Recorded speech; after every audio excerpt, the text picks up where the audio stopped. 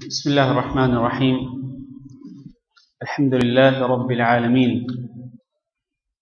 الصلاة والسلام على أشرف الأنبياء والمرسلين وعلى آله الطاهرين وأصحابه الطيبين ومن تبعهم بإحسان إلى يوم الدين. أما بعد، أعوذ بالله من الشيطان الرجيم.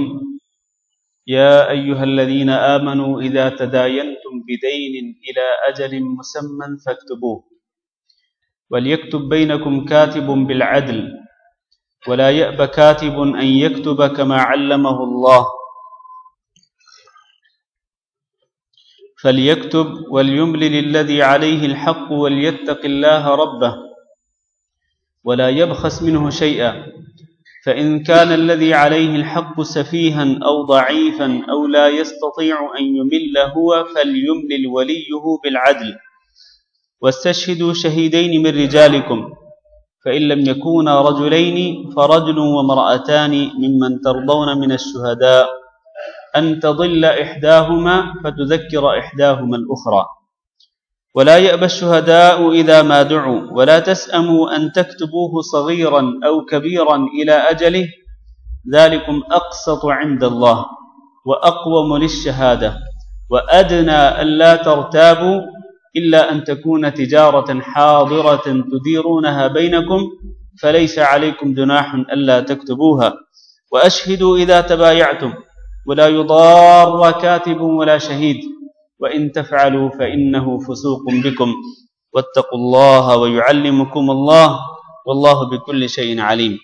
وإن كنتم على سفر ولم تجدوا كاتبا فرهان مقبوضة، فإن أمن بعضكم بعضا فليؤدي الذي اؤتمن أمانته وليتق الله ربه ولا تكتم الشهادة، ومن يكتمها فإنه آثم قلبه، والله بما تعملون عليم. قابل صد احترام بھائیوں اور دوستوں اور لائق احترام ماؤں اور بہنوں، آج ہم نے سورۃ البقرہ کی آیت نمبر 282 اور آیت نمبر 283 آپ کے سامنے پڑھی ہے۔ 282 نمبر آیت جو ہے یہ قرآن مجید کی طویل ترین آیت ہے، سب سے لمبی آیت ہے۔ اس آیت کریمہ میں اللہ رب العزت نے ادھار اور قرض کے لین دین کے جو معاملات ہیں ان کے متعلق احکامات بیان کیے ہیں، اور آپ کی معلومات کے لیے عرض ہے کہ یہ جو آیت ہم نے پڑھی ہے 282، تو یہ آیت طویل ترین آیت ہے، اور قرآن مجید کی جو مختصر ترین اور سب سے چھوٹی آیت ہے وہ کون سی ہے؟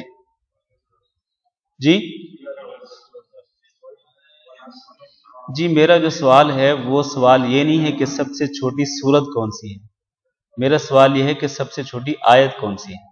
سورت اور آیت میں میرے خیال فرق ہوتا ہے۔ جی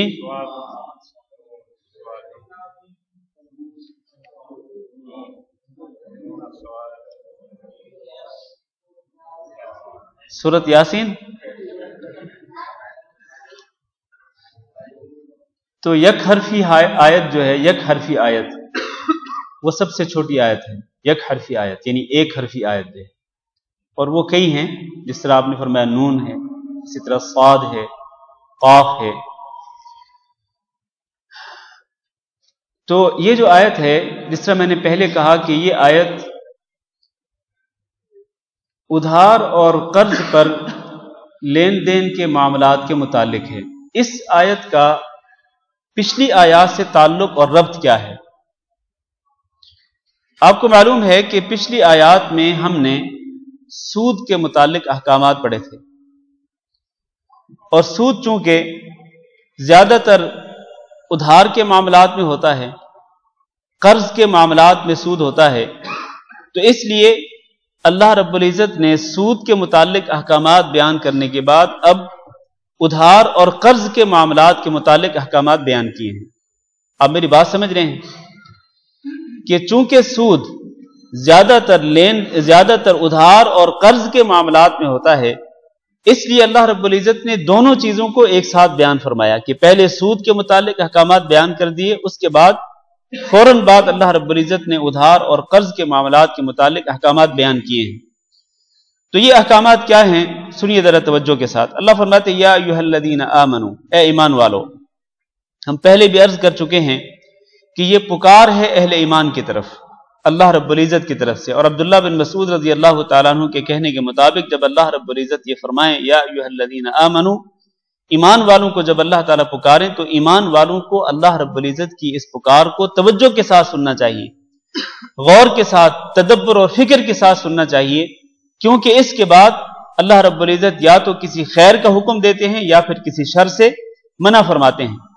تو اس پکار کے بعد، اس ندا کے بعد اللہ تعالیٰ نے کس خیر کا حکم دیا ہے یا کس شر سے منع فرمایا ہے، آئیے اس کی طرف بڑھتے ہیں۔ اللہ فرماتے اذا تداینتم بدین، جب تم ادھار کے ساتھ یا قرض کے ساتھ لین دین کا معاملہ کرو، الی اجل مسمن، ایک مقررہ مدت تک، فاکتبوہ، تو تم اس کو لکھ لیا کرو۔ اس سے سب سے پہلے جو بات معلوم ہوتی ہے وہ یہ ہے کہ جو ادھار اور قرض کا معاملہ ہے اس کی مدت متعین ہونی چاہیے، الی اجل مسمى، مدت معینہ تک، مدت مقررہ تک جب تم ایک دوسرے کے ساتھ لین دین کرو ادھار اور قرض پر تو پھر تم اس کو لکھ لو۔ لہذا سب سے پہلی بات یہ ہے کہ قرض اور ادھار کی مدت متعین ہونی چاہیے۔ یہ اللہ رب العزت نے سب سے پہلا حکم دیا اہل ایمان کو اس آیت کریمہ کے اندر، اور یہ سب سے پہلی خیر ہے جس کا اللہ تعالیٰ حکم دے رہے ہیں اس آیت کریمہ کے اندر۔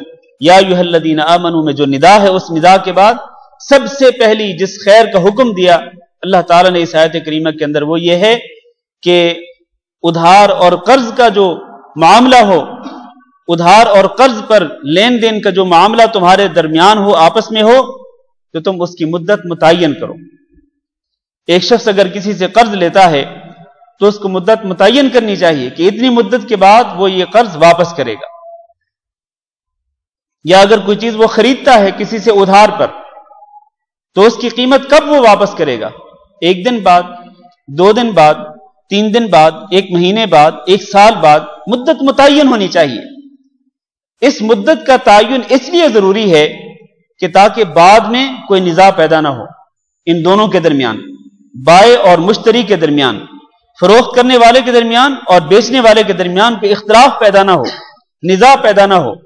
کل کو یہ ہو سکتا ہے کہ اگر مدت متعین نہیں ہوگی تو ہو سکتا ہے کہ مطالبہ کرنے والا جس سے اس نے ادھار لیا ہے قرض، یا اس نے ادھار پر کوئی چیز خریدی ہے، ہو سکتا ہے وہ جلدی مطالبہ کرنا شروع کر دے کہ میرا قرض مجھے واپس کرو، یا جو چیز تم نے مجھ سے خریدی تھی اس کی قیمت جلدی ادا کرو، اور وہ اس وقت اس کی قیمت چکانے یا قیمت ادا کرنے یا قرض چکانے کی استطاعت نہ رکھتا ہو۔ تو اس لیے بعد میں جو نزاعات پیدا ہو سکتے ہیں، بعد میں جو اختلافات پیدا ہو سکتے ہیں، جو جھگڑے اور جو فساد پیدا ہو سکتے ہیں، ان تمام چیزوں کا خاتمہ کرنے کے لیے سب سے پہلی بات یہ ہے کہ مدت متعین کر لیں، ادھار اور قرض کی مدت متعین کر لیں، پہلی بات۔ دوسری بات، جب مدت متعین ہو جائے تو پھر اس کو کیا کریں؟ فاکتبوہ، اس کو لکھ لیں۔ لین دین کا معاملہ ہوا ادھار اور قرض پر، مدت مقرر ہو گئی، اب اس کو لکھیں، اس کو تحریر ملائیں۔ ضبط تحریر ملانا ضروری ہے، اور اس کی حکمت اللہ رب العزت آگے جا کے بیان کرتے ہیں کہ ضبط تحریر ملانا کیوں ضروری ہے، وہ آگے جا کے انشاءاللہ بیان ہوگی۔ اس کے بعد اللہ تعالیٰ فرماتے ہیں وَلْيَكْتُبْ بَيْنَكُمْ كَاتِبٌ بِالْعَدْلِ، تمہارے درمیان وہ کاتب لکھے جو جس کو لکھنے کا فن آتا ہے، جس کو آج کل کی زبان میں وثیقہ نویس کہتے ہیں، دستاویز لکھنے والا۔ وثیقہ نویس جو ہوتا ہے اس کو لکھنا چاہیے کس طرح؟ اپنی مرضی کے مطابق، اپنی منشا کے مطابق، کہ وہ چاہے جس کے حق میں جو چاہے لکھ دے، نہیں، بالعدل، عدل و انصاف کے تقاضوں کے مطابق وہ لکھے۔ وہ دستاویز جو ادھار اور قرض کے لین دین کی ہو، وہ دستاویز لکھنے والا بندہ عدل و انصاف کے تقاضوں کے مطابق لکھے، نہ وہ اس شخص کے حق میں نہ وہ کسی پر زیادتی کرے، نہ کسی پر ظلم کرے، نہ کسی کے حق میں کوئی کمی کرے۔ وَلْيَكْتُبْ بَيْنَكُمْ كَاتِبٌ بِالْعَدْلِ، یہ لکھنے والے شخص کے متعلق وسیقہ نویس اور کاتب کے متعلق اللہ رب العزت نے حکم بیان کر دیا کہ لکھنے والا شخص جو ہے وہ عدل و انصاف کے تقاضوں کے مطابق لکھے. اس کے بعد فرمایا ولا یأب کاتب، اور کوئی وسیقہ نویس، کوئی کاتب، کوئی لکھنے والا انکار نہ کرے ان یکتب، کہ وہ لکھے، لکھنے سے انکار نہ کرے، کما علمہ اللہ، جیسا کہ اس کو اللہ تعالیٰ نے تعلیم دی ہے.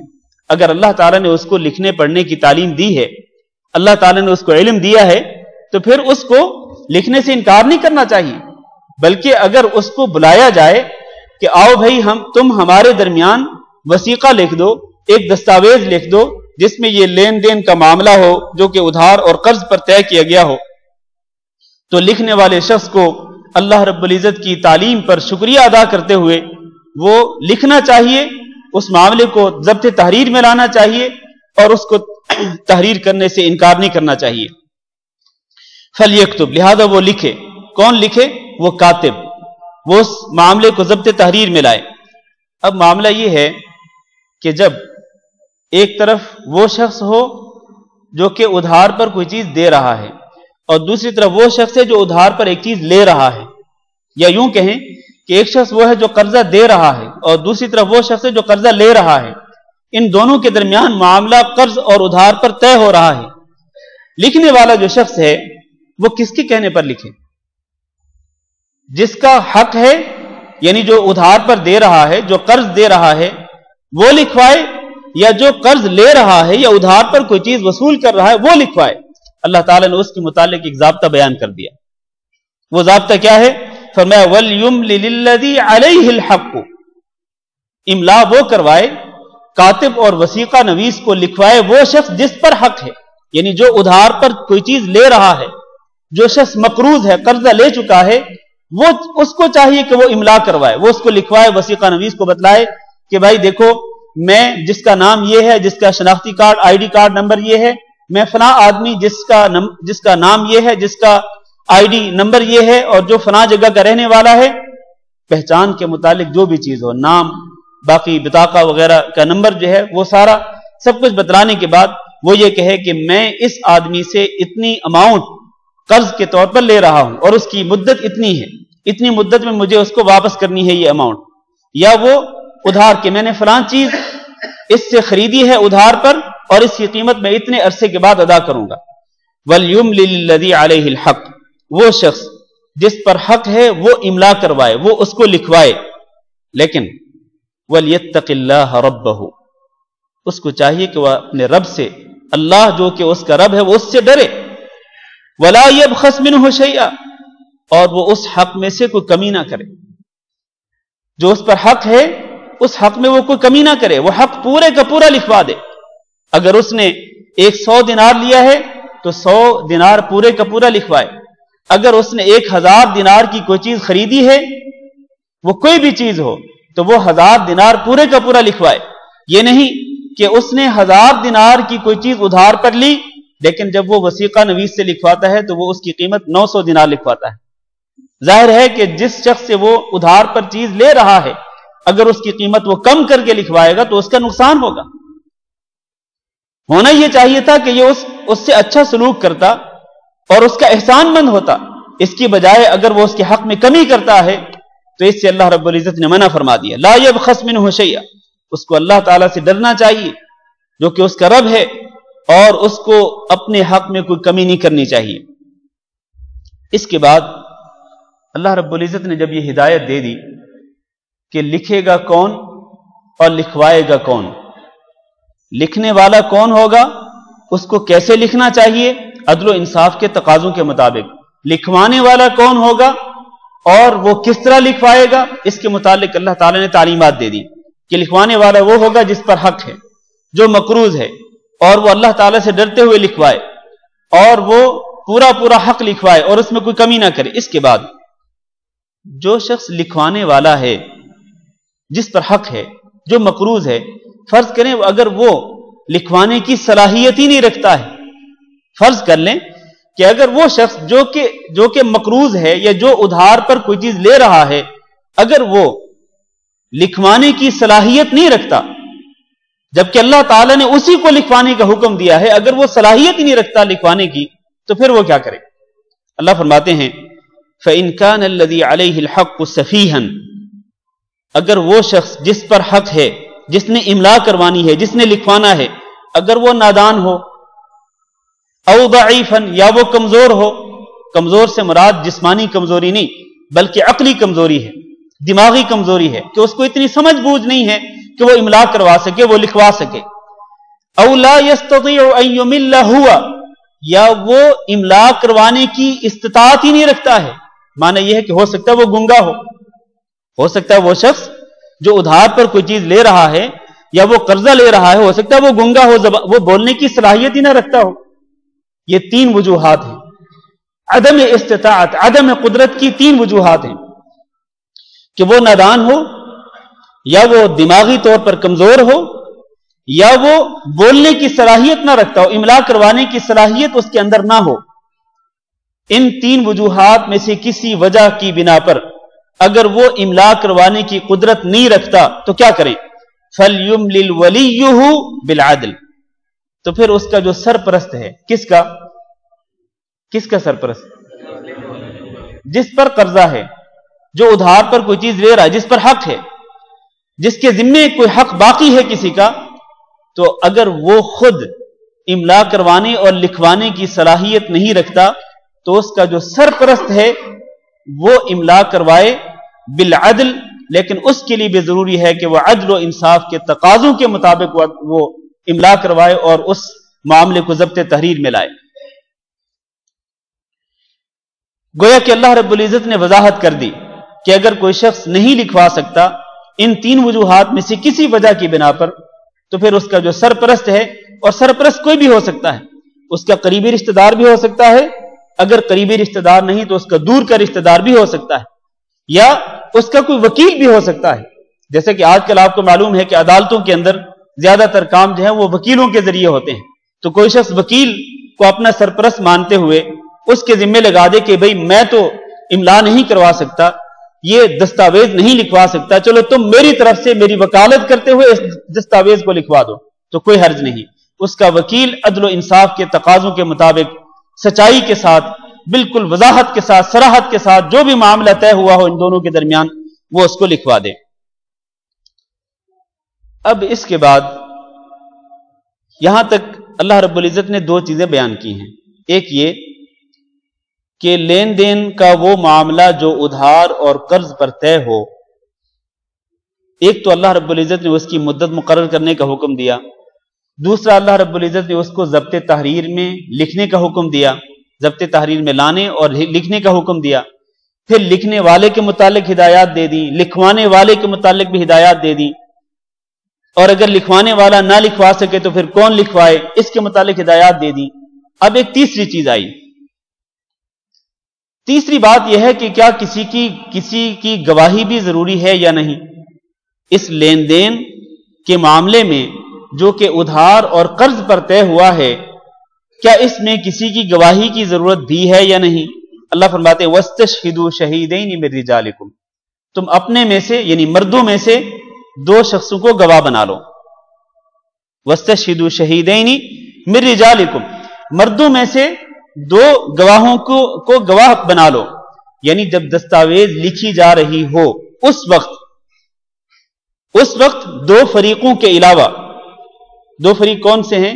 ایک وہ جو قرضہ دے رہا ہے اور ایک وہ جو قرضہ لے رہا ہے، یا ایک وہ جو بیچ رہا ہے کسی چیز کو ادھار پر اور دوسرا وہ جو ادھار پر کوئی چیز خرید رہا ہے۔ ان دو فریقوں کے درمیان جب وہ دستاویز لکھی جا رہی ہو تو اس وقت دو گواہوں کو گواہ بنا لو۔ یہاں ایک سوال ہے کہ کیا ہر معاملے میں دو گواہوں کی گواہی ضروری ہے؟ جس طرح کہ یہاں اللہ رب العزت نے مالی معاملے میں، اور وہ بھی وہ مالی معاملہ کہ جو ادھار اور قرض پر طے ہو رہا ہو، یہاں اللہ تعالیٰ نے دو مردوں کی گواہی لازمی قرار دی ہے، تو کیا ہر جگہ پہ ہر معاملے میں دو مردوں کی گواہی ضروری ہے؟ تو اس کا جواب یہ ہے کہ نہیں، مالی معاملات میں دو مردوں کی گواہی ضروری ہے، اور اگر جس طرح بعد میں اللہ تعالیٰ فرماتے ہیں کہ اگر دو مرد نہ ہوں ایک ہی مرد ہو تو اس کے ساتھ دو عورتوں کی گواہی ڈالی جا سکتی ہے۔ مالی معاملات میں تو دو گواہوں کی گواہی ضروری ہے، لیکن اگر عائلی معاملات ہوں، خاندانی معاملات ہوں، خاص طور پر زنا بدکاری کا معاملہ ہو تو وہاں پر کتنے گواہوں کی ضرورت ہے؟ وہاں 4 گواہوں کی ضرورت ہے۔ فاستشہدوا، وہاں پر سورۃ النور کے شروع میں اللہ رب العزت نے 4 گواہوں کا ذکر کیا، 4 شہداء، 4 گواہی دیں کہ فلاں مرد نے فلاں عورت کے ساتھ بدکاری کا ارتکاب کیا ہے۔ تو 4 گواہوں کی گواہی ضروری ہوتی ہے عائلی معاملات میں۔ نکاح اور طلاق کے معاملے میں کتنے گواہوں کی گواہی ضروری ہے؟ نکاح اور طلاق کے معاملے میں 2 گواہوں کی گواہی ضروری ہے۔ اور رمضان المبارک کا مہینہ شروع کرنے کے لیے رؤیت ہلال کے لیے کتنے گواہوں کی گواہی ضروری ہے؟ ایک ہی گواہ کی گواہی جو ہے وہ ضروری ہے۔ اسی طرح شوال کا مہینہ ثابت کرنے کے لیے کہ شوال کے مہینے کا چاند نظر آ چکا، اس کے لیے ایک ہی گواہ کی گواہی جو ہے وہ کافی ہے، بشرط یہ کہ وہ گواہ دیانتدار ہو، سچا ہو، عادل ہو اور قابل اعتماد ہو، تو اس کی گواہی جو ہے وہ قابل قبول ہوگی، رمضان المبارک کے مہینے کی ابتدا کے لیے بھی اور رمضان المبارک کے مہینے کی انتہا کے لیے بھی۔ تو مالی معاملات میں 2 مردوں کی گواہی ضروری۔ اس کے بعد اللہ فرماتے ہیں فَإِن لَّمْ يَكُونَا رَجُلَيْنِ، اگر 2 مرد موجود نہ ہوں، یہ ہو سکتا ہے کہ 2 مرد موجود ہوں لیکن ان میں سے ایک قابل اعتماد ہو اور دوسرا قابل اعتماد نہ ہو، تو ظاہر ہے کہ جو قابل اعتماد نہیں ہے اس کی گواہی تو قابل قبول ہی نہیں ہے۔ تو اگر اس طرح کی صورتحال ہو کہ یا تو 2 مرد نہ ہوں، ایک ہی مرد ہو، یا پھر 2 مرد ہوں لیکن ان میں سے ایک قابل اعتماد ہو دوسرا قابل اعتماد نہ ہو، تو پھر کیا ہے؟ فرجل وامرأتان، پھر ایک مرد کی گواہی، وامرأتان، اور 2 عورتوں کی گواہی۔ گویا کہ 2 عورتوں کی گواہی جو ہے وہ ایک مرد کی گواہی کے برابر ہے۔ لیکن اللہ رب العزت نے گواہوں کے متعلق بھی کچھ شرط لگا دی، ایک شرط لگائی ہے، اور وہ کیا ہے؟ ممن ترضون من الشہداء، یہ جو گواہ ہیں چاہے وہ مرد ہوں چاہے وہ عورتیں ہوں، ممن ترضون، یہ ان گواہوں میں سے ہوں جن کو تم پسند کرتے ہو۔ پسند اور ناپسند کا معیار کیا ہے؟ کیا وہ ذاتی پسند اور ناپسند؟ نہیں، بلکہ پسند اور ناپسند کا معیار بھی اللہ رب العزت کے دین پر عمل پیرا ہونا ہے، کہ جو شخص جتنا زیادہ دین الہی پر عمل کرنے والا ہوگا اور وہ سچا مسلمان ہوگا، اسی قدر وہ پسندیدہ گواہ ہوگا، اور جو شخص جتنا دین سے دور ہوگا اور وہ غیر دیانتدار ہوگا اور وہ اپنی گفتگو میں جھوٹ بولنے والا ہوگا، بد دیانت ہوگا، اتنا ہی وہ ناپسندیدہ گواہ ہوگا اللہ رب العزت کے نزدیک۔ لہذا پسند اور ناپسند کے لیے معیار جو ہے وہ ذاتی پسند نہیں ہے کہ میں اس کو پسند کرتا ہوں تو اس کو گواہ بنا لوں، اس کو ناپسند کرتا ہوں تو اس کو گواہ نہ بناؤں، نہیں، بلکہ اس کے لیے معیار جو ہے وہ دین ہے۔ دین کی بنیاد پر کسی کو پسند کیا جا سکتا ہے اور دین ہی کی بنیاد پر کسی کی گواہی کو رد بھی کیا جا سکتا ہے۔ اس کے بعد اللہ تعالیٰ نے فرمایا، یہ جو اللہ تعالیٰ نے 2 عورتوں کی گواہی ایک مرد کی گواہی کے برابر قرار دی، اس کی حکمت بیان کر دی اللہ تعالیٰ نے، وہ کیا ہے؟ ان تضل احداہما، ہو سکتا ہے کہ ان میں سے ایک بھول جائے، ان عورتوں میں سے ایک عورت بھول جائے، فتذکر احداہما الاخری، تو دوسری جو ہے وہ بھولی ہوئی عورت کو یاد دلا دے گی۔ گویا کہ یہ حکمت ہے کہ ایک مرد کی گواہی کے برابر ایک ہی عورت کی گواہی نہیں بلکہ 2 عورتوں کی گواہی ضروری ہے، وہ اسی لیے کہ ان 2 عورتوں میں سے ایک عورت بھول سکتی ہے، تو جو بھولے گی تو اس کو یاد دلا دے گی وہ عورت جس کو یاد ہوگا وہ معاملہ۔ تو گویا کہ یہ جو حکمت ہے اللہ تعالیٰ نے ذکر کی ہے کہ 2 عورتوں کی گواہی ایک مرد کی گواہی کے برابر ہے، اس میں اصل حکمت کیا ہے؟ یادداشت ہے۔ یادداشت جو ہے وہ عورتوں کی عموماً کمزور ہوتی ہے، عموماً، اور چونکہ خواتین شادی بیاہ کے معاملات سے گزرنے کے بعد ظاہر ہے کہ حمل کے حالات سے گزرتی ہیں، پھر وضع حمل یعنی بچے کی پیدائش کی حالت سے گزرتی ہیں، پھر بچے کو دودھ پلاتی ہیں، تو یہ جو مختلف حالات ہوتے ہیں یہ حالات مرد پر طاری نہیں ہوتے ہیں، اور ان حالات کی وجہ سے عورت جسمانی طور پر بھی کمزور ہوتی ہے اور ان حالات کی وجہ سے عورت ذہنی طور پر بھی کمزور ہو جاتی ہے۔ اس لیے عورت کی اس فطری کمزوری کو سامنے رکھتے ہوئے اللہ رب العزت نے یہ حکم دیا ہے کہ 2 عورتوں کی گواہی ایک مرد کی گواہی کے برابر ہوگی۔ اور یہاں میں یہ عرض کرتا چلوں، کچھ عرصہ پہلے پاکستان میں ایک تحریک چلی تھی، اور وہ تحریک اس بنیاد پر چلی تھی کہ اسلام نے عورتوں کے ساتھ انصاف نہیں کیا۔ انصاف کس طرح نہیں کیا؟ اس طرح کہ ایک طرف مرد کی گواہی تو دوسری طرف ایک مرد کی گواہی تو دوسری طرف دو عورتوں کی گواہی، یعنی دو عورتوں کی گواہی ایک مرد کی گواہی کے برابر قرار دی گئی اسلام کے اندر اس آیت کریمہ کے مطابق۔ تو ان لوگوں نے یہ دعویٰ کیا کہ اسلام نے عورتوں کے ساتھ انصاف نہیں کیا، بلکہ اسلام نے عورتوں پر ظلم کیا ہے۔ چنانچہ انہوں نے مطالبہ یہ کیا کہ اگر عورت کی گواہی جو ہے وہ مرد کی گواہی کے مقابلے میں آدھی تصور ہوگی، ایک عورت کی گواہی جو ہے وہ پورے ایک مرد کی گواہی کے برابر مقابلے میں آدھی گواہی متصور ہوگی، تو انہوں نے دعویٰ یہ کیا کہ جب یہ معاملہ ہے تو پھر احکامات بھی آدھے آدھے ہونے چاہیے، کہ مردوں پر اگر 5 نمازیں فرض ہیں تو عورتوں پر 2.5 نمازیں فرض ہونی چاہیے، اور اگر مردوں پر 30 روزے فرض ہیں تو عورتوں پر 15 روزے فرض ہونے چاہیے، اور اگر مردوں پر پورا حج فرض ہوتا ہے تو عورتوں پر آدھا حج فرض ہونا چاہیے، اور اگر مردوں پر پوری زکوٰۃ فرض ہوتی ہے تو عورتوں پر آدھی زکوٰۃ فرض ہونی چاہیے۔ کیوں؟ اس لیے کہ انہوں نے بنیاد کس کو بنایا؟ بنیاد اسی آیت کو بنایا کہ چونکہ ایک عورت جو ہے وہ آدھی تصور ہوتی ہے مرد کے مقابلے میں، اور ایک مرد کی گواہی کے برابر ہونے کے لیے 2 عورتوں کی گواہی ضروری قرار دی گئی ہے، تو اسی بنیاد پر ان لوگوں نے یہ تحریک چلائی پاکستان کے اندر کہ اگر یہ معاملہ ہے تو پھر سارے احکامات کے اندر نصف والا ہاف والا معاملہ ہونا چاہیے۔ اور یہ جن لوگوں نے یہ تحریک چلائی تھی، یہ ان لوگوں کی کج ذہنی کی دلیل ہے اور ان کی بد دماغی کی دلیل ہے۔ انہوں نے قرآن مجید کی اس آیت کو سمجھا نہیں ہے، قرآن مجید کے احکامات کو سمجھا نہیں ہے، بلکہ یہ اللہ رب العزت کے احکامات پر اعتراض کرنے والی بات ہے۔ اور کیا کوئی سچا مسلمان اللہ رب العزت کے احکام پر اعتراض کر سکتا ہے؟ ہرگز نہیں۔ کسی بھی مسلمان کے شایان شان نہیں کہ وہ اللہ رب العزت کے کسی حکم پر اعتراض کرے کہ اللہ کا حکم ایسے نہیں، ایسے ہونا چاہیے تھا۔ دیکھیں رسول اکرم صلی اللہ علیہ وسلم نے عورت کو ویسے بھی ناقص العقل قرار دیا ہے، اور میں پہلے کئی مرتبہ بتا چکا ہوں کہ نبی کریم صلی اللہ علیہ وسلم نے جب عورت کو ناقص العقل قرار دیا تو یہ اس بات کی دلیل نہیں کہ رسول اکرم صلی اللہ علیہ وسلم نے عورت کی حق تلفی کی ہے، ہرگز نہیں۔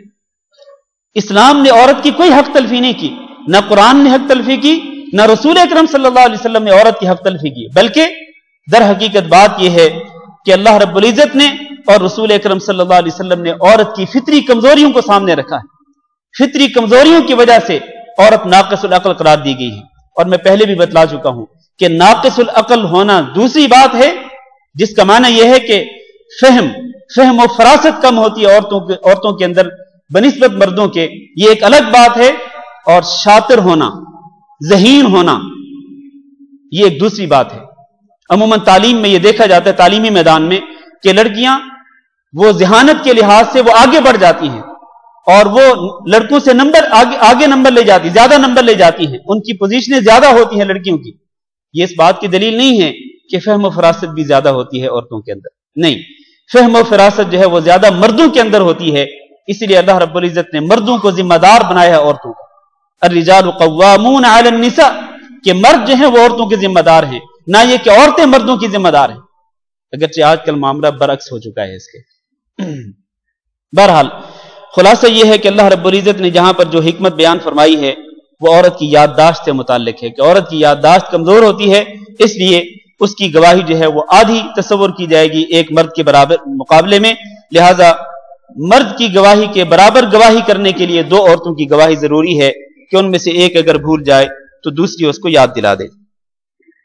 یہاں پر گواہوں کے متعلق اللہ تعالیٰ نے احکامات ذکر کیے، اس کے بعد فرمایا وَلَا يَأْبَ الشُّهَدَاءُ إِذَا مَا دُعُوا، اور گواہ انکار نہ کریں جب ان کو بلایا جائے۔ معنی یہ ہے کہ اگر کسی عدالت میں، کسی کورٹ میں گواہوں کو طلب کیا جائے کہ آؤ گواہی دو، تو پھر ان کو گواہی کے لیے آ جانا چاہیے، پھر ان کو گواہی دینے سے انکار نہیں کرنا چاہیے، اور گواہی کو چھپانا نہیں چاہیے، کیونکہ اصل گواہ اگر گواہی کو چھپائیں گے اور آ کر عدالت اور جج اور فیصلہ قاضی کے سامنے اگر وہ गवाही नहीं देंगे तो फिर क्या होगा?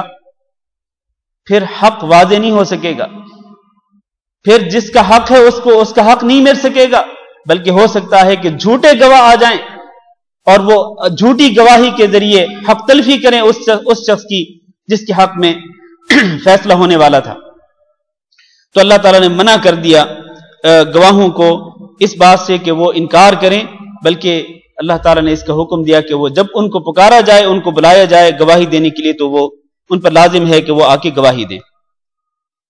यहां गवाहों के मुतालिक अहकामात जिक्र करने के बाद अल्लाह ताला फरमाते हैं, यहां पर मैं फिर आपको याद दिला देता हूं कि यहां अल्लाह ताला ने 3 चीजों का जिक्र किया। यहां अब तक हमने जो चीजें पढ़ी हैं वो 3 चीजें हैं। एक ये कि लेन देन का जो मामला है कर्ज और उधार की बुनियाद पर उसका लिखा जाना जरूरी है।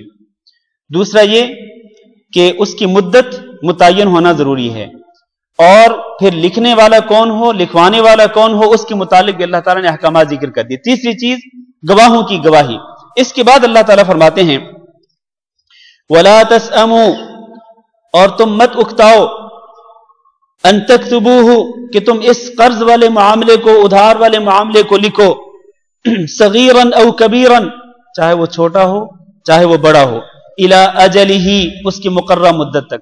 माने ये है कि ये ना समझो कि अगर कर्ज का या उधार का कोई मामला छोटा सा है तो उसको लिखने से इनकार कर दो, या उसको लिखने से तुम उकताहट का शिकार हो जाओ कि क्यों खामखाई हम, छोटा सा मामला है, ये 10 दिनार का मामला है, ये 20 दिनार का मामला है, 50-100 दिनार का मामला है, तो हम क्यों इसको लिखें?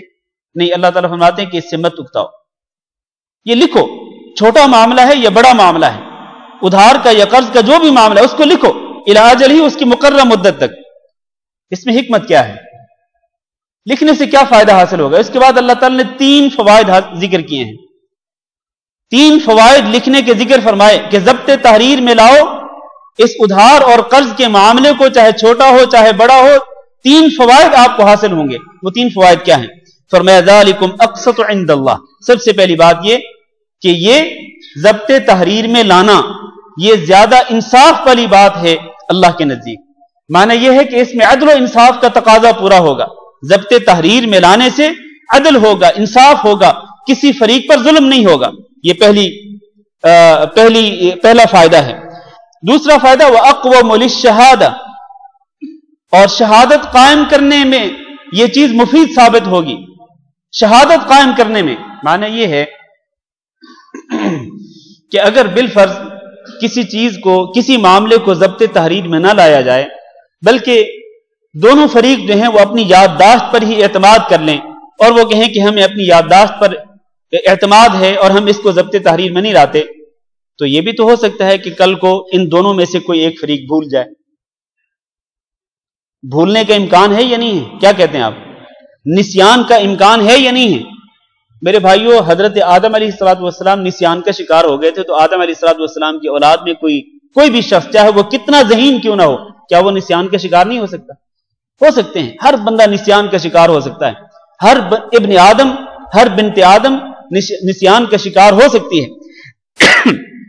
तो इसलिए फरमाया वह अक़वमु लिश्शहादा, निस्यान की और भूल की शक्ल में क्या होगा? शहादत कायम हो सकेगी। माना यह है कि वो जो दस्तावेज होगी, वो जो तहरीर मौजूद होगी, उसको सामने पेश कर दिया जाएगा। वहां पर वो गवाही के तौर पर, वो जो तहरीर होगी वो गवाही के तौर पर सामने आ जाएगी और निज़ा खत्म हो जाएगा। भूलने का जो इम्कान था वो खत्म हो जाएगा। वो तहरीर सामने आएगी तो उसको वो चीज याद आ जाएगी कि हाँ वाक़अतन यह मामला इस तरह तय हुआ था। ये दूसरा फायदा।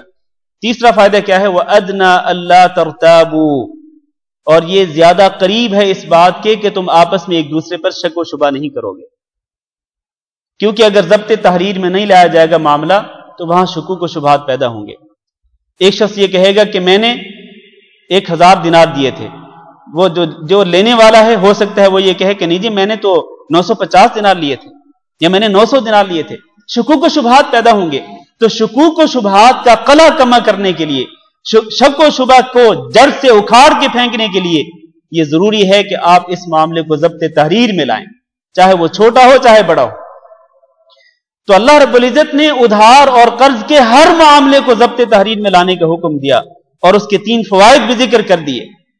اس کے بعد اللہ تعالیٰ فرماتے ہیں الا، ہاں ایک صورت مستثنا ہے، ضروری نہیں ہے کہ ہر معاملہ ہی آپ ضبط تحریر میں لائیں، نہیں، الا ان تکون تجارتا حاضرہ، اگر نقد تجارت ہو، نقد تجارت ہو، تدیرونہا بینکم، کہ تم نقد تجارت کے ذریعے تم آپس میں ایک دوسرے سے لین دین کرتے ہو۔ نقد تجارت کیا ہوتی ہے؟ مثلا ایک بندہ کسی بقالے پر، کسی دکان پر جاتا ہے، کسی مارکیٹ میں جاتا ہے اور وہ اپنی ضرورت کے مطابق کچھ چیزیں اٹھاتا ہے اور وہ کاؤنٹر پہ جا کے اس کی پیمنٹ کر دیتا ہے۔ کیا اس کو بھی لکھنے کی ضرورت ہے؟ نہیں، اس کو لکھنے کی ضرورت نہیں ہے۔ الا ان تکون تجارتا حاضرتا، نقد تجارت، نقد کاروبار جو ہے، یعنی جو ادھار پر نہیں ہوتا، قرض پر نہیں ہوتا، بلکہ نقد پیمنٹ پر جو معاملہ ہوتا ہے، تدیرونہا بینکم، کہ تم آپس میں ایک دوسرے کے ساتھ لین دین کرتے ہو، ایک چیز آپ لیتے ہیں اور اس کی قیمت ادا کر دیتے ہیں، تو اللہ فرماتے فلیس علیکم جناح، تو پھر تم پر کوئی گناہ نہیں ہے، اللہ تکتبوہا، کہ تم اس کو نہ لکھو، اس کو ضبط تحریر میں اگر نہیں لاتے ہو، اس کی اگر کتابت نہیں کرتے، اس کو لکھتے نہیں، تو کوئی حرج نہیں، اس میں کوئی گناہ نہیں ہے۔ اس کے بعد اللہ تعالیٰ فرماتے ہیں وَأَشْهِدُوا إِذَا تَبَايَعْتُمْ، جب تم خرید و فروخت کرو تو گواہ بنا لیا کرو۔ کیا ہر خرید و فروخت کے وقت گواہ بنانا ضروری ہے؟ معنی یہ ہے کہ جس طرح میں نے پہلے کہا کہ آپ کسی جمعیہ میں، کسی مارکیٹ میں، کسی بقالے، کسی دکان پر گئے، آپ نے ایک چیز لی اور اس کی قیمت ادا کر دی، کیا وہاں پر ضروری ہے کہ آپ گواہ بنائیں؟ اس بات کا گواہ بنائیں کہ میں نے یہ چیز لی ہے اور اس کی قیمت ادا کر دی ہے؟ نہیں، در حقیقت یہ آیت جو ہے یہ کس چیز کے متعلق ہے؟ ادھاری کے متعلق ہے، کہ ادھار اور قرض کی بنیاد پر اگر تم خرید و فروخت کرو تو پھر تم وہاں پر گواہ بنا دو۔ وہ کہ وہ پہلی بات جو اللہ تعالیٰ نے ذکر کی تھی، اللہ تعالیٰ نے اسی بات کی دوبارہ تاکید کی ہے کہ قرض اور ادھار والے معاملے میں تم گواہ ضرور بنا لیا کرو۔ گواہ بنانا کیوں ضروری ہے؟ اس کے فوائد اللہ تعالیٰ پہلے ہی ذکر کر چکے ہیں۔ اس کے بعد اللہ تعالیٰ فرماتے ہیں وَلَا يُضَارَّ كَاتِبٌ وَلَا شَهِيدٌ، کسی کاتب کو نقصان نہ پہنچایا جائے اور کسی گواہ کو نقصان نہ پہنچایا جائے۔ کاتب جو ادھار والے یا قرض والے معاملے کو لکھتا ہے، وثیقہ تحریر کرتا ہے، دستاویز لکھتا ہے، نوٹ کرتا ہے، اس کو بھی نقصان نہ پہنچایا جائے، اور جو گواہ ہے اس معاملے کا اس کو بھی نقصان نہ پہنچایا جائے۔ کاتب اور گواہ کو نقصان پہنچانے کی کئی صورتیں ہو سکتی ہیں، ان میں سے ایک صورت یہ ہے کہ مثال کے طور پر کاتب سے لکھوایا جائے، گواہ سے گواہی طلب کی جائے، وہ سفر کر کے آئے کورٹ کی طرف، عدالت کی طرف، قاضی کی طرف، اور پھر سفر کر کے واپس لوٹے، اور اس کو آمد و رفت کا خرچہ نہ دیا جائے، اور کاتب کو لکھنے کی جو اجرت ہے وہ اس کو ادا نہ کی جائے۔ ظاہر ہے کہ جب اس کو اجرت ادا نہیں کی جائے گی اور گواہ جو کہ سفر کر کے آیا، سفر کر کے واپس لوٹا، اس کو اگر آمد و رفت کا خرچہ نہیں دیا جائے گا تو یقیناً ان دونوں کا نقصان ہوگا۔ اللہ تعالیٰ نے اس سے منع فرما دیا کہ کاتب کو نقصان نہ پہنچایا جائے، گواہ کو نقصان نہ پہنچایا جائے۔ اس کی ایک دوسری صورت یہ ہے کہ بعض اوقات کیا ہوتا ہے، بعض اوقات دباؤ ڈال کر کاتب سے لکھوایا جاتا ہے یا گواہ سے گواہی طلب کی جاتی ہے، جبر و اکراہ کے ساتھ، دھونس اور دھاندلی کے ساتھ کسی کو مجبور کیا جاتا ہے کہ آؤ گواہی دو ورنہ تمہیں شوٹ کر دیا جائے گا، آؤ تم اس معاملے کو لکھو ورنہ تمہیں مار دیا جائے گا۔ ظاہر ہے کہ یہ صورت کیا ہے؟ یہ صورت نقصان پہنچانے کی صورت ہے۔ تو کسی بھی طریقے سے گواہ کو اور اسی طرح کاتب کو، لکھنے والے کو، ضبط تحریر میں لانے والے شخص کو نقصان پہنچانا جو ہے وہ درست نہیں ہے۔ اس لیے اللہ تعالیٰ نے بعد میں فرمایا وَإِن تَفْعَلُوا، اگر تم ایسا کرو گے، یعنی گواہ کو یا کاتب کو نقصان پہنچاؤ گے، فَإِنَّهُ فُسُوقٌ بِكُمْ، تو یہ تمہارے لیے واضح طور پر نافرمانی اور گناہ کا کام ہے۔ تو کسی بھی طور پر دباؤ ڈال کے نقصان نہیں پہنچانا چاہیے، نہ گواہ کو اور نہ کاتب کو۔ اور آج کل آپ کو معلوم ہے، آج کل تو اللہ معاف کرے یہ دھندا چل رہا ہے، یا تو رشوت کے ساتھ گواہی طلب کی جاتی ہے، یا معاملہ لکھوا لیا جاتا ہے، یا پھر دھونس اور دھاندلی کے ساتھ اپنی مرضی اور اپنی منشا کے مطابق گواہی طلب کی جاتی ہے، یا پھر کاتب سے معاملہ لکھوایا جاتا ہے۔ تو اللہ تعالیٰ نے اس کو واضح نافرمانی قرار دیا ہے، بہت بڑا گناہ قرار دیا ہے۔ اس کے بعد اللہ تعالیٰ فرماتے واتقوا اللہ، اور اللہ تعالیٰ سے ڈرتے رہو، وَيُعَلِّمُكُمُ اللَّهُ، اور اللہ تعالیٰ تمہیں تعلیم دیتا ہے. یعنی یہ جتنے احکام ذکر کیے ہیں قرض کے متعلق، ادھار پر لین دین کے متعلق، کہ تم اس کی مدت مقرر کرو، اس کو لکھ لو، لکھنے والا کیا لکھوائے، کس طرح لکھوائے، اور لکھوانے والا کس طرح لکھوائے، اور اس کے بعد گواہی کے متعلق پھر فوائد جو ذکر کیے اللہ تعالیٰ نے. اللہ فرماتے وَيُعَلِّمُكُمُ اللَّهُ، یہ ساری چیزوں کی اللہ تعالیٰ تمہیں تعلیم دیتا ہے. لہٰذا اللہ تعالیٰ جن چیزوں کی تمہیں تعلیم دے رہا ہے تم ان پر عمل کرو اور ان پر عملی جامہ پہناؤ. واللہ بکل شیء علیم، اور اللہ تعالیٰ ہر چیز کو خوب جاننے والا ہے. یہ ہے وہ آیت جو کہ قرآن مجید کی طویل ترین آیت ہے، اور اس میں جو احکامات ذکر کیے گئے ہیں ان کو میں نے اختصار کے ساتھ بیان کیا ہے. اب اگلی آیت جو ہے وہ چونکہ اسی کے ساتھ متعلق ہے تو ہم اس آیت کو بھی پڑھ لیتے ہیں اختصار کے ساتھ. اللہ فرماتے ہیں وَإِن كُنتُمْ عَلَى سَفَرٍ. یہ آیت بھی بڑی اہم ہے. ہر آیت بڑی اہم ہوتی ہے، لیکن چونکہ لین دین کے معاملات اور لین دین کے احکام ذکر ہو رہے ہیں تو لین دین کے احکام کے متعلق اور لین دین کے مسائل کے متعلق یہ آیت بھی بڑی اہم ہے. فرماتے ہیں اللہ تعالیٰ وَإِن كُنتُمْ عَلَى سَفَرٍ، اور اگر تم سفر پر ہو، وَلَمْ تَجِدُوا كَاتِبًا، اور تم کسی کاتب کو نہ پاؤ، یعنی سفر کے دوران ہو اور تم لین دین کا کوئی معاملہ طے کرتے ہو لیکن تمہارے پاس کاتب نہیں ہے، لکھنے والا وثیقہ نویس نہیں ہے، تو پھر کیا کرو؟ فَرِحَانٌ مَقْبُوضَةٌ، تو پھر گروی کے طور پر کوئی چیز اپنے قبضے میں رکھ لو. معنی یہ ہے کہ اگر تم کوئی چیز ادھار پر دیتے ہو اور تمہیں اعتماد نہیں ہے اور تمہارے پاس تمہیں بھروسہ نہیں ہے کہ ہو سکتا ہے کہ یہ اس کی قیمت ادا کرے یا نہ کرے، ہو سکتا ہے کہ جو اس نے قرضہ لیا ہو سکتا ہے قرضہ واپس کرے، ہو سکتا ہے واپس نہ کرے، اگر اس طرح کی صورتحال ہو تو پھر گارنٹی کے طور پر کیا کرو؟ کوئی چیز اس سے لے کر اپنے پاس گروی کے طور پر رکھ لو. کوئی بھی چیز ہو سکتی ہے، وہ گولڈ بھی ہو سکتا ہے، وہ زمین بھی ہو سکتی ہے، کوئی بھی قیمتی چیز ہو سکتی ہے جس کو انسان جو کہ قرضہ دے رہا ہے یا کوئی چیز ادھار پر بیچ رہا ہے وہ اپنے پاس گروی کے طور پر رکھ سکتا ہے. فَرِحَانٌ مَقْبُوضَةٌ. یہاں پر آپ ذرا غور کریں، اللہ تعالیٰ نے گروی کے متعلق جو حکم ذکر کیا ہے وہ سفر کے ساتھ اس کو معلق کیا ہے کہ اگر تم سفر میں ہو اور تمہیں کوئی کاتب نہیں ملتا تو پھر تم اس طرح کوئی چیز گروی کے طور پر اپنے قبضے میں رکھ لو. کیا اس کا مطلب یہ ہے کہ اگر کوئی شخص حضر میں ہو، سفر میں نہ ہو، حضر میں ہو، مقیم ہو، تو کیا جب وہ لین دین کا معاملہ طے کرے تو کیا وہ شخص گارنٹی کے طور پر کوئی چیز اپنے پاس گروی کے طور پر نہیں رکھ سکتا ہے؟ اس کا جواب یہ ہے کہ نہیں، رکھ سکتا ہے. یہ جو حکم ہے اللہ رب العزت نے جو ذکر کیا سفر کے متعلق، در حقیقت یہ کہ کاتب کی عدم موجودگی کے متعلق ہے کہ کاتب کہاں پر موجود نہیں ہوتا. عموماً کاتب سفر کی حالت میں نہیں ملتا، اس لیے اللہ رب العزت نے سفر کا حکم ذکر کیا کہ سفر کی حالت میں اگر کاتب نہ ملے تو پھر تم کوئی چیز گارنٹی کے طور پر اپنے پاس گروی کے طور پر رکھ لو. لیکن اگر انسان حضر میں ہو، سفر میں نہیں، حضر میں ہے، مقیم ہے، اپنے ملک میں ہے، اور اگر کاتب ملتا بھی ہو، ایک تو یہ کہ کاتب نہیں ملتا، لیکن اگر کاتب ملتا بھی ہو اور اس معاملے کو ضبط تحریر میں لانے کے باوجود بھی اگر ایک بندے کو اعتماد نہیں ہے کہ ہو سکتا ہے یہ بندہ کل کو ویسے انکار کر دے یا کسی طریقے سے اس معاملے کو ٹھکرا دے، تو پھر وہ گارنٹی کے طور پر کسی چیز کو اس سے لے کر گروی کے طور پر اپنے پاس رکھ سکتا ہے گارنٹی کے طور پر. اس کے بعد فرمایا فَإِنْ أَمِنَ بَعْضُكُمْ بَعْضًا، اگر تم میں سے کوئی شخص کسی پر اعتماد کر لے، فَلْيُؤَدِّ الَّذِي اؤْتُمِنَ أَمَانَتَهُ، تو وہ اس چیز کو اسی طرح ادا کر دے جس طرح اس کو وہ سونپی گئی ہے امانت کے طور پر.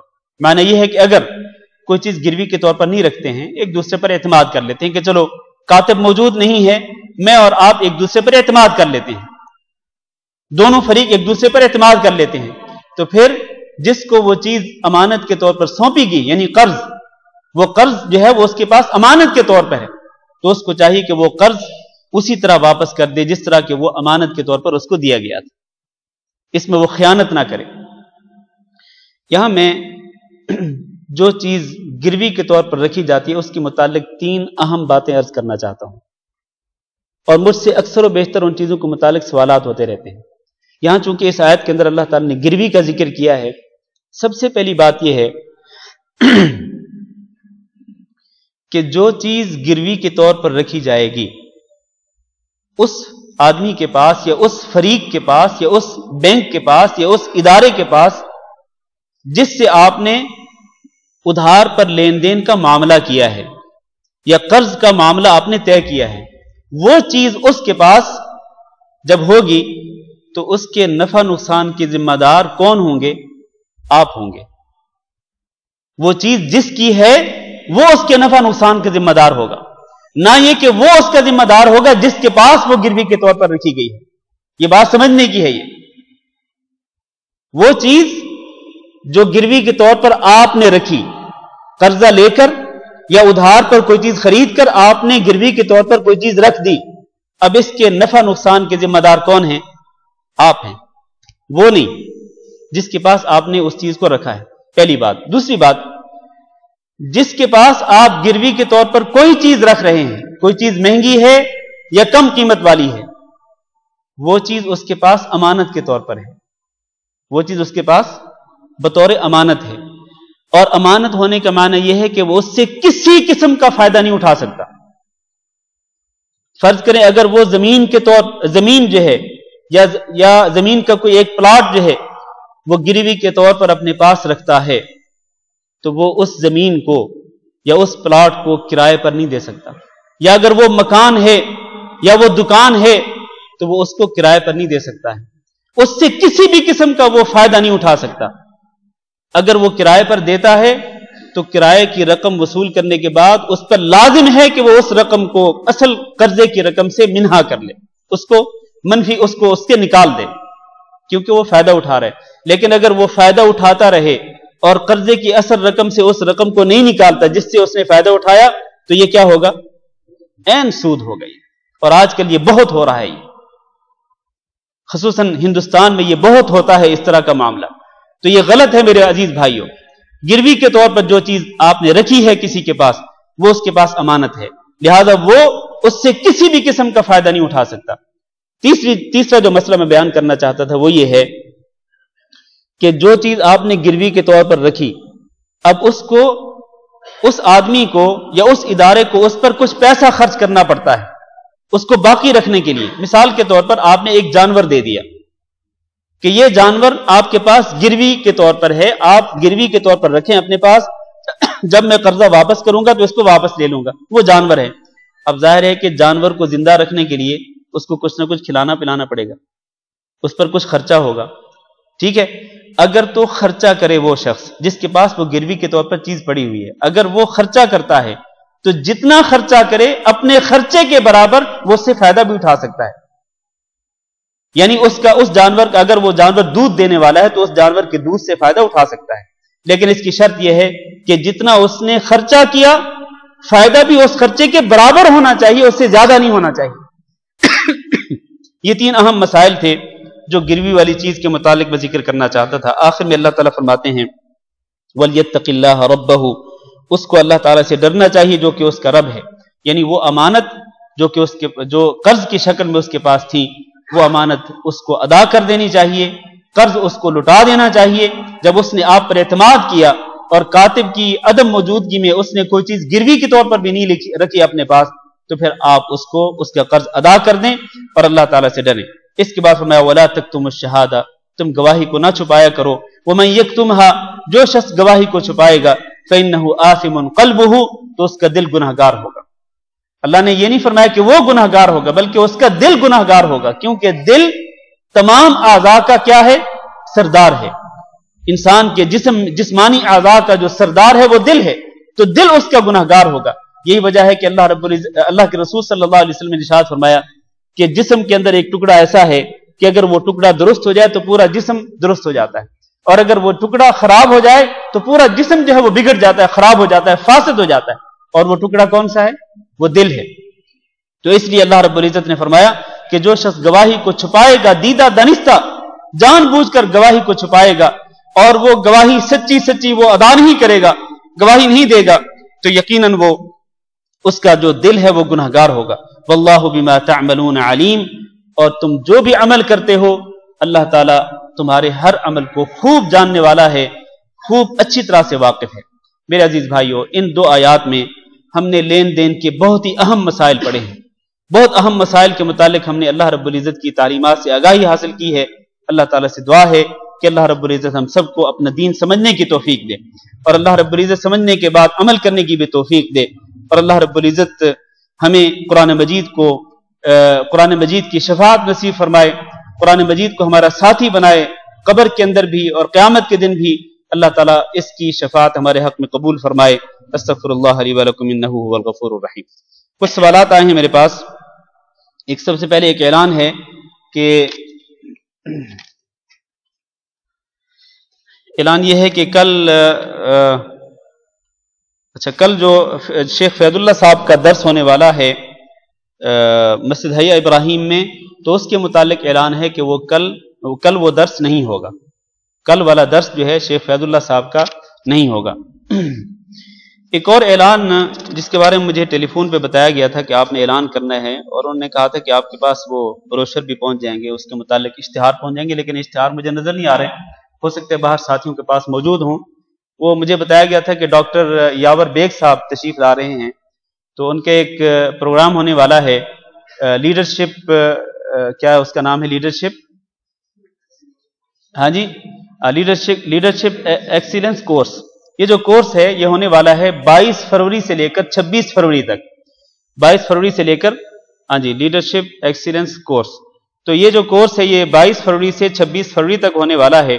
اس کے متعلق جو اشتہارات ہیں، اس کی جو تفصیل ہے، جو ڈیٹیل ہے اس پروگرام کے متعلق، وہ آپ اس اشتہار میں پڑھ سکتے ہیں، یہ اشتہار باہر آپ کو ملے گا۔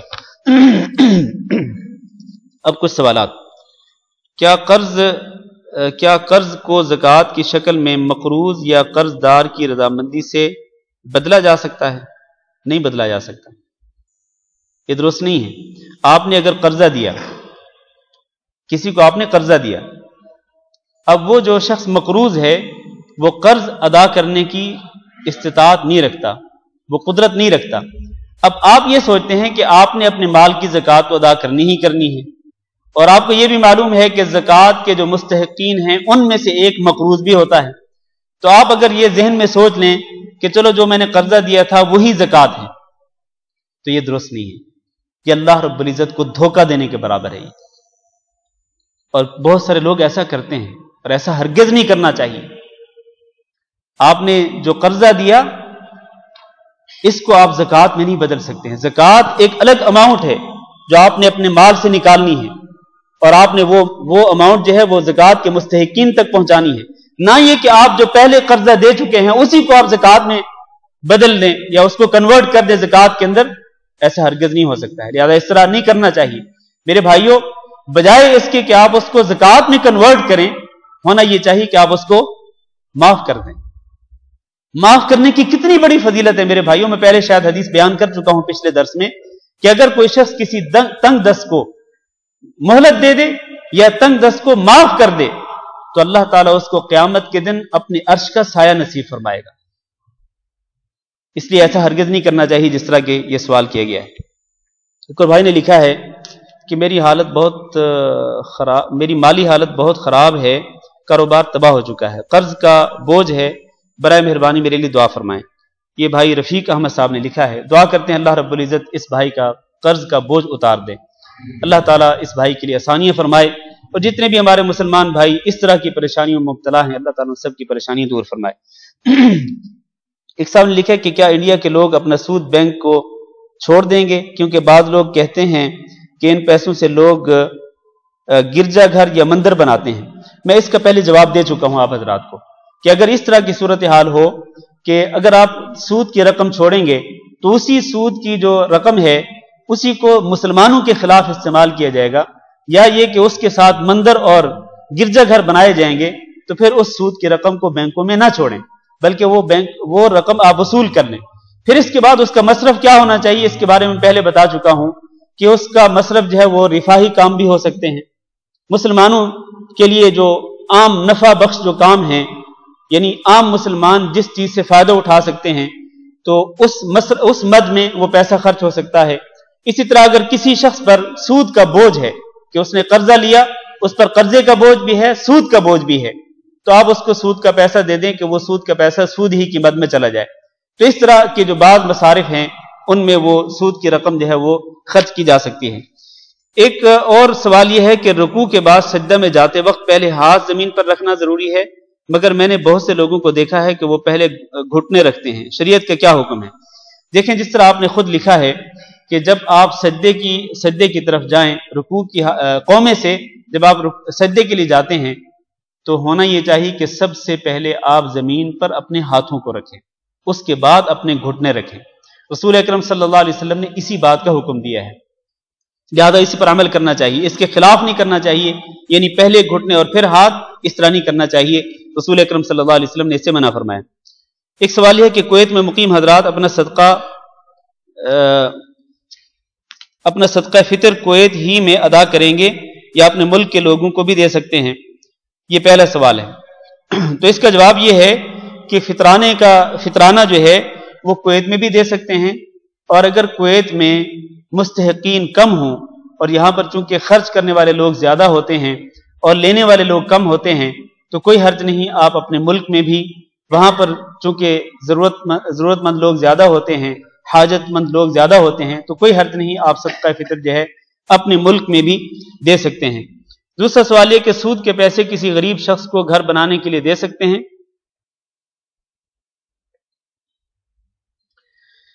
غریب شخص کو گھر بنانے کے لیے اگر وہ واقعتاً بہت زیادہ غریب ہو، بہت زیادہ محتاج ہو، اور وہ اس کے پاس اپنا سر چھپانے کے لیے اور اپنے بیوی بچوں کا سر چھپانے کے لیے کوئی ذریعہ نہ ہو، تو کوئی حرج نہیں، آپ اس کو مکان کی تعمیر کے لیے سود کا پیسہ دے سکتے ہیں، نہ یہ کہ کھانے پینے کے لیے۔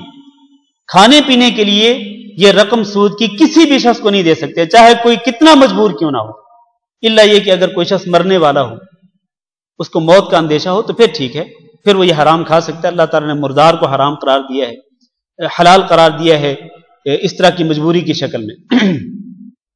تو اگر اس طرح کی مجبوری ہو تو ٹھیک ہے، مکان کی تعمیر کے لیے سود کی جو اماؤنٹ ہے وہ دی جا سکتی ہے، واللہ اعلم۔ ایک صاحب نے لکھا ہے کہ آپ نے اپنی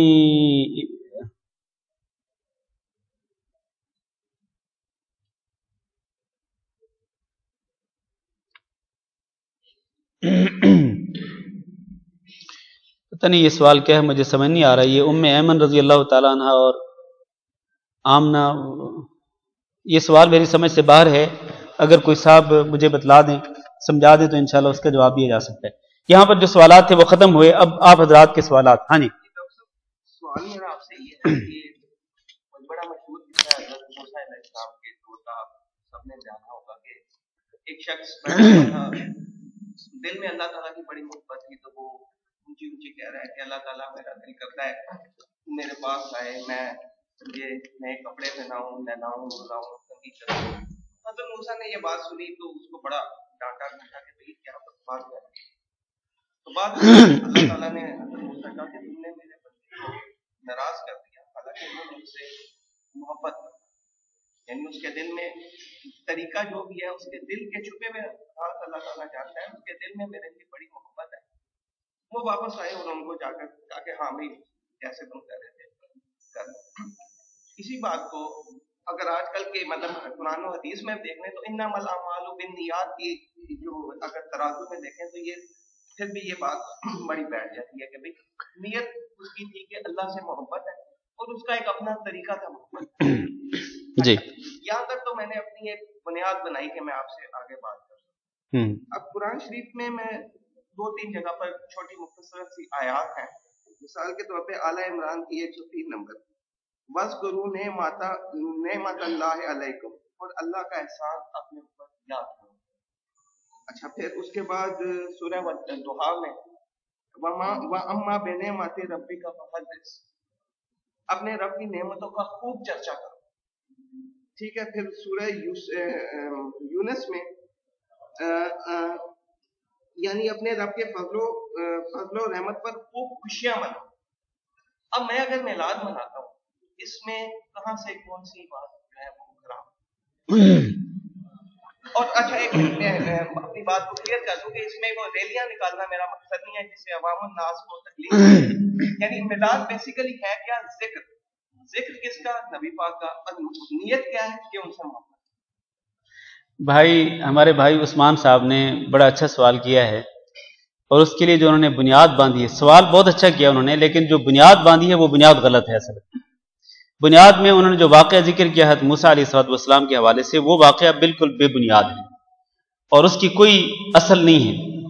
وہ ہو سکتا ہے تاریخ کی کتابوں میں لکھا ہوا ہو، لیکن حقیقت بات یہ ہے کہ وہ جھوٹا واقعہ ہے۔ وہ اس طرح کا واقعہ جو ہے وہ صحیح سند کے ساتھ جو ہے وہ موجود نہیں ہے، پہلی بات یہ۔ دوسری بات یہ، جو اصل ان کا مدعا ہے ہم اس کی طرف آتے ہیں، وہ واقعہ چاہے سچا ہو یا غلط ہو، ہم اس کی طرف نہیں جاتے۔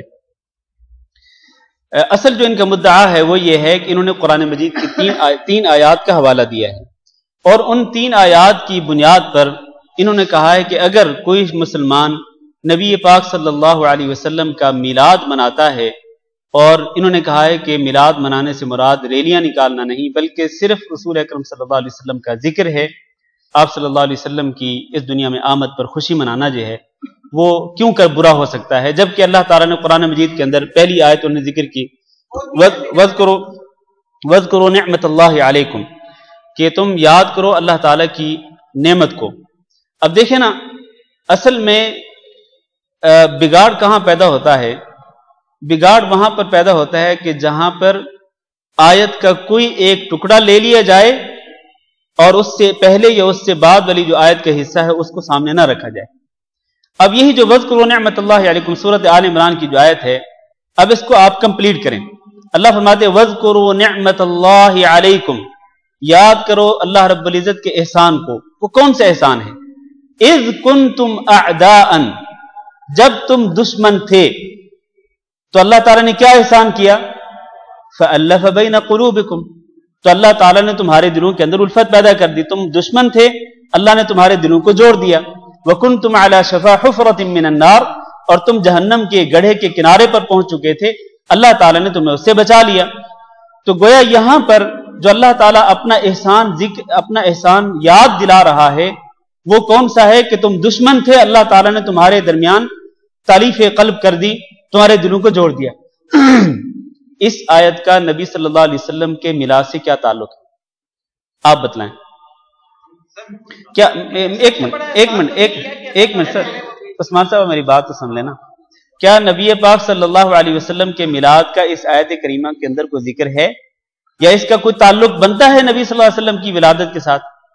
پہلی بات یہ ہے کہ اس کا کوئی تعلق نہیں ہے۔ دوسری بات، جو آپ نے دوسری آیت ذکر کی وہ ہے سورۃ یونس کی، وَأَمَّا بِنِعْمَةِ رَبِّكَ فَحَدِّثْ، سورۃ ضحیٰ کی، وَأَمَّا بِنِعْمَةِ رَبِّكَ فَحَدِّثْ، کہ اپنے رب کی نعمت کو بیان کرو۔ اس سے پہلے، اس آیت سے پہلے کیا ہے؟ وَالضُّحَىٰ وَاللَّيْلِ إِذَا سَجَىٰ مَا وَدَّعَكَ رَبُّكَ وَمَا قَلَىٰ وَلَلْآخِرَةُ خَيْرٌ لَكَ مِنَ الْأُولَىٰ وَلَسَوْفَ يُعْطِيكَ رَبُّكَ فَتَرْضَىٰ أَلَمْ يَجِدْكَ يَتِيمًا فَآوَىٰ، یہ نعمت اللہ رب العزت کی کیا تم یتیم نہ تھے، اللہ تعالیٰ نے تمہیں ٹھکانہ دیا۔ یعنی نبی صلی اللہ علیہ وسلم یتیم تھے اور اللہ تعالیٰ نے نبی صلی اللہ علیہ وسلم کو ٹھکانہ دیا، اللہ تعالیٰ نے آپ کی پرورش کی، پہلی نعمت۔ دوسرا وَوَجَدَكَ ضَالًّا فَهَدَىٰ، آپ کو اللہ تعالیٰ نے پایا راستے سے ہٹا ہوا، پھر اللہ تعالیٰ نے آپ کو راستے پر چلا دیا، اللہ تعالیٰ نے آپ کی رہنمائی کر دی، یہ دوسری نعمت۔ اس کے بعد کیا ہے؟ وَوَجَدَكَ عَائِلًا فَأَغْنَىٰ، آپ اے محمد صلی اللہ علیہ وسلم فقیر تھے، اللہ تعالیٰ نے آپ کو غنی بنا دیا۔ تو یہ 3 نعمتیں اللہ تعالیٰ نے ذکر کی۔ ان 3 نعمتوں کو ذکر کرنے کے بعد اللہ نے فرمایا فَأَمَّا الْيَتِيمَ فَلَا تَقْهَرْ وَأَمَّا السَّائِلَ فَلَا تَنْهَرْ وَأَمَّا بِنِعْمَةِ رَبِّكَ فَحَدِّثْ، اپنے رب کی نعمت کو بیان کرو۔ رب کی نعمتیں وہ وہی ہیں جو کہ اللہ تعالیٰ نے ذکر کی ہیں، تو رب کی نعمتوں کو بیان کرنے کا مطلب یہ ہے کہ رب کی نعمتوں پر شکرانہ ادا کرو۔ تو آپ مجھے بتلائیے کہ ان آیات کا نبی صلی اللہ علیہ وسلم کے میلاد سے کیا تعلق ہے؟ کوئی تعلق نہیں ہے۔ تیسری جو آیت انہوں نے ذکر کی وہ ہے قُلْ بِفَضْلِ اللَّهِ وَبِرَحْمَتِهِ فَبِذَلِكَ فَلْيَفْرَحُوا، کہ کہہ دیجئے کہ بفضل اللہ وبرحمتہ، اللہ کے فضل اور اللہ کی رحمت پر ان کو خوش ہونا چاہیے، فَلْيَفْرَحُوا، ان کو خوش ہونا چاہیے۔ اب اس سے یہ دلیل بنا رہے ہیں، اصل میں ہمارے عثمان بھائی نے دلیل نہیں بنائی، لیکن جو لوگ دلیل بناتے ہیں انہوں نے ان کی دلیل ذکر کی ہے. آپ کو معلوم ہے کہ وہ لوگ جو کہ یہ دلیل بناتے ہیں وہ جناب پروفیسر ڈاکٹر شیخ الاسلام الی آخرہ آخر تک. تو جو لوگ اس کو دلیل بناتے ہیں ان کا موقف انہوں نے ذکر کیا ہے. اب سوال یہ ہے میرے بھائیو، سوال یہ ہے کہ اگر بفضل اللہ و برحمتہ کا معنی نبی پاک صلی اللہ علیہ وسلم کی اس دنیا میں آمد ہے اور آپ صلی اللہ علیہ وسلم کی ولادت ہے، تو کیا آپ صلی اللہ علیہ وسلم کی ولادت پر خوشی منانے کے لیے سال میں ایک دن ہی خاص کرنا چاہیے؟ کیا مومنوں کو سال میں صرف اور صرف ایک مرتبہ خوش ہونا چاہیے نبی صلی اللہ علیہ وسلم کی ولادت پر؟ کیا کہتے ہیں آپ؟ ہر لمحے خوش ہونا چاہیے، ہر لمحے. اور کون وہ مومن ہے کہ جو نبی پاک صلی اللہ علیہ وسلم کا ذکر نہیں کرتا؟ آپ نے فرمایا نا کہ میلاد منانے کا مطلب در حقیقت نبی صلی اللہ علیہ وسلم کا ذکر کرنا ہے، آپ صلی اللہ علیہ وسلم کی تعریف کرنی ہے، آپ صلی اللہ علیہ وسلم کی ولادت باسعادت پر خوش ہونا ہے. کون وہ مومن ہے کہ جو نبی صلی اللہ علیہ وسلم کو دن اور رات میں کئی مرتبہ ذکر نہیں کرتا ہوگا؟ بلکہ ہم تو کہتے ہیں کہ کسی بھی مومن کی کوئی نماز مکمل نہیں ہوتی جب تک کہ وہ نبی پاک صلی اللہ علیہ وسلم پر درود نہ بھیجے اس نماز کے اندر. اور ہم تو نبی پاک صلی اللہ علیہ وسلم پر درود بھیجنے کو اپنے لیے حفظ جان سمجھتے ہیں، اپنے ایمان کا حصہ سمجھتے ہیں. تو آپ صلی اللہ علیہ وسلم کا ذکر خیر اور آپ صلی اللہ علیہ وسلم کی ولادت باسعادت پر جو خوشی ہے وہ مومن کو ہر لمحے ہونی چاہیے، اور اس نعمت عظمیٰ پر اللہ رب العزت کا شکرانہ ہر لمحے کرنا چاہیے، نہ یہ کہ سال بھر میں ایک دن خاص کر لیں آپ. تو یہ طریقہ کار ہی غلط ہے. جو اصل مقصد بیان کیا جاتا ہے وہ مقصد در حقیقت سال میں ایک بار نہیں بلکہ سال کے 12 مہینوں میں، ہر مہینے کے 30 دنوں میں، اور ہر دن کے 24 گھنٹوں میں، اور ہر گھنٹے کے ہر منٹ کے اندر نبی پاک صلی اللہ علیہ وسلم کی ولادت باسعادت پر ایک سچے مومن کو خوش ہونا چاہیے. اور خوشی کیا ہے؟ وہ اللہ رب العزت کو شکرانہ ادا کرنا ہے اور آپ صلی اللہ علیہ وسلم کی اتباع اور فرمانبرداری کرنی ہے. یہ در حقیقت خوشی ہے. یہی وہ ولادت باسعادت پر یا اللہ کے فضل اور اللہ کی رحمت پر خوش ہونا ہے جس کا اللہ تعالیٰ نے قرآن مجید کے اندر حکم دیا ہے. میرا خیال ہے کہ اس وضاحت کے بعد یہ جو تصور پایا جاتا ہے میلاد منانے کا اور میلاد جس طرح منایا جاتا ہے یہ تصور سرے سے غلط ثابت ہوتا ہے. اور پھر ہم جو ایک بنیادی بات کرتے ہیں عثمان بھائی اور آپ سب بھائیوں سے گزارش ہے آپ اس پر غور کریں کہ اگر میلاد منانے کا جو تصور آج کل پیش کیا جاتا ہے اگر یہ تصور اسلام کے اندر تھا تو نبی پاک صلی اللہ علیہ وسلم نے اپنی حیات مبارکہ میں وہ میلاد کیوں نہیں منایا اور وہ میلاد منانے کا حکم کیوں نہیں دیا صحابہ کرام کو، یا اس کی ترغیب کیوں نہیں دی؟ اور پھر آپ صلی اللہ علیہ وسلم کی وفات کے بعد، آپ صلی اللہ علیہ وسلم پر موت آ جانے کے بعد، آپ صلی اللہ علیہ وسلم کے جو صحابہ کرام تھے، آپ کے جو جانثار جو آپ سے دل کی گہرائیوں سے محبت کرتے تھے، ان صحابہ کرام نے آپ صلی اللہ علیہ وسلم کا میلاد کیوں نہیں منایا اس شکل میں جس شکل میں آج منایا جاتا ہے، یا جس شکل میں کم از کم آپ کہہ رہے ہیں اس شکل میں صحابہ کرام نے کیوں نہیں منایا؟ تو یہ در حقیقت یہ دین کے اندر ایک نیا کام ایجاد کیا گیا ہے، اور بلکہ یہ تو 6 یا 7ویں صدی کے اندر یہ کام ایجاد کیا گیا. پہلی 3 صدیاں مکمل طور پر اس طرح کی چیز سے خالی نظر آتی ہیں. تو اس لیے جو چیز اس وقت دین نہیں تھا وہ آج بھی دین نہیں ہے اور وہ قیامت تک کے لیے دین نہیں ہو سکتا ہے. واللہ اعلم. ایک بھائی نے سوال کیا کہ ایمان نام رکھنا کیسا ہے؟ ایمان نام رکھنا درست ہے، کوئی حرج نہیں ہے، کسی بچی کا نام ایمان رکھا جا سکتا ہے. ایک صاحب نے لکھا ہے کہ میری بہن کی بیٹی کی طبیعت 1 مہینے سے بہت خراب ہے جس کا نام زینب ہے، پلیز دعا کریں. دعا کرتے ہیں اللہ رب العزت زینب بیٹی کو شفائے کاملہ نصیب فرمائے. اسی طرح جتنے بھی بیمار ہیں مردوں میں سے عورتوں میں سے سب کو اللہ رب العزت صحت اور تندرستی نصیب فرمائے اور اللہ تعالی ہم سب کو تمام بیماریوں سے محفوظ فرمائے. میرے خیال ہے یہاں پر ختم کرتے ہیں. میں دیکھ رہا ہوں کئی لوگوں کے ہاتھ اٹھ رہے ہیں، کئی لوگ انگلیاں اٹھا رہے ہیں، تو اگر سوالات کا جواب یہ سلسلہ چلتا رہا تو آج بہت سارا وقت کس کے بارے میں؟ قرضے کے لین دین کے بارے میں. ہاں جی جی جی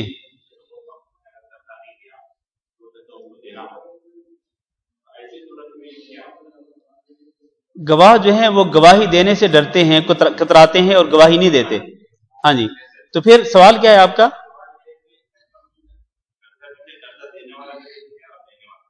ہاں گواہ نہیں مل رہے، تو کم از کم اس کو ضبط تحریر میں تو لانا چاہیے نا، اس کو لکھ تو لینا چاہیے. اگر دیکھیں گواہوں کی گواہی جو ہے وہ فرض نہیں ہے، یعنی کسی بھی قرض اور ادھار کے معاملے میں ضروری نہیں ہے کہ ضرور بضرور گواہ جو ہیں وہ رکھے جائیں اور ان کی گواہی ڈالی جائے، نہیں، کم از کم اس کی مدت مقرر ہونی چاہیے اور اس کو لکھ لینا چاہیے. ٹھیک ہے. اور حتیٰ کہ لکھنا بھی فرض نہیں ہے اگر ایک دوسرے پر اعتماد ہو.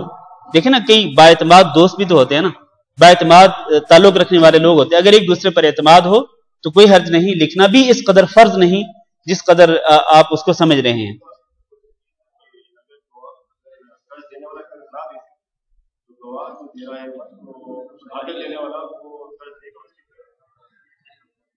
دینا پڑے، اس کو ادا کرنا پڑے، اس کے بہاف میں دینا پڑے گا تو دے دے گا. شہادت دے رہا ہے کہ اس کو لازم ہوگی گارنٹی نہیں دے رہا، وہ صرف شہادت. نہیں، میں آپ کے سوال کو سمجھ نہیں سکا میں. ہاں اچھا اچھا، جی جی جی، نہیں ایسا نہیں ہوگا. اگر گواہی دینے والا اس وجہ سے گواہی دینے سے کتراتا ہے کہ کہیں ایسا نہ ہو کہ قرضے کی اماؤنٹ اس کو واپس کرنی پڑے، نہیں تو اس لیے نہیں، ایسا نہیں کرنا چاہیے، اور نہ ہی یہ اس پر یہ ضروری ہے. ہاں جی، قرضے کی رقم تو اسی نے واپس کرنی جس نے وہ قرضہ لیا ہے، گواہ سے نہیں وہ وصول کی جائے گی. جزاکم اللہ خیر. سبحان اللہ.